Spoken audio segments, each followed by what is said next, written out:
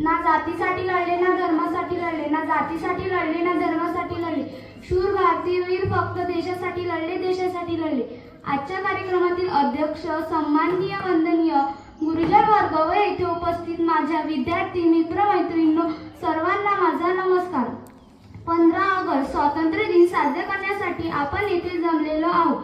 आपला भारत देश 15 ऑगस्ट 1947 रोजी इंग्रजांच्या गुलामगिरीतून मुक्त झाला. देशाला स्वातंत्र्य मिळवून देण्यासाठी अनेक स्वातंत्र्यवीरांनी आपल्या प्राणाचे बलिदान दिले. त्या सर्व शूरवीरांना माझा सलाम. स्वातंत्र्य दिन हा आपल्या भारताचा राष्ट्रीय सण आहे. हा दिवस आपल्या सर्वांसाठी आनंदाचा, सन्मानाचा आणि अभिमानाचा आहे. आपला भारत देश विविध क्षेत्रात खूप प्रगती केली आहे. आपला भारत देश विविधतेत एकता असलेला देश आहे. आज आपण स्वतंत्र भारतात मुक्तपणे श्वास घेतो ते आपल्या वीरांच्या बलिदानामुळे.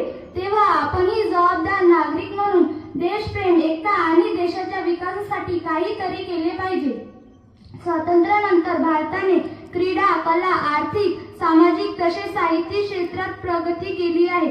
तरीही अजून भ्रष्टाचार, गरिबी, अशिक्षितपणा अशा काही समस्या आपल्या देशात दिसू येतात.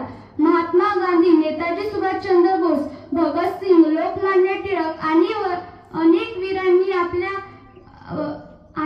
वीरांनी आपल्या देशासाठी मोठे योगदान दिले. त्यांच्या बलिदानामुळे आज आपण देशात आनंदाने जगत आहोत. स्वातंत्र्य म्हणजे फक्त मोकळेपणाने जगणे नव्हे, तर आपल्या देशाप्रती असलेल्या जबाबदारी आहे.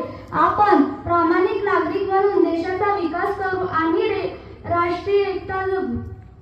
माझ्या भाषणाची शेवट मी एका शायरीपासून करते. जो अब तक न खोला वो खून नहीं पानी है, जो अब तक न खोला वो